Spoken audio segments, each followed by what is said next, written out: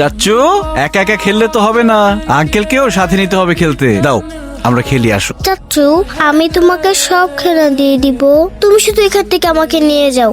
আমাকে একটু পর পর আমাকে ইঞ্জেকশন দেয়, আমার অনেক ব্যথা লাগে, আমি বাসায় যাব। চাচ্চু, একটা দুষ্ট দৈত্য তোমার বুকের ভিতরে গিয়ে বসে আছে। আমি ডাক্তারকে বলেছি ওই দৈত্যটাকে বের করতে হবে, এই জন্য তোমার ওষুধ খেতে হবে, ইনজেকশন নিতে হবে। যখন দৈত্যটা বেরিয়ে যাবে তখন আমরা তোমাকে বাসায় নিয়ে যাব, তারপর অনেক খেলনা কিনে দিব। খেলনা কিনে দিবে তো?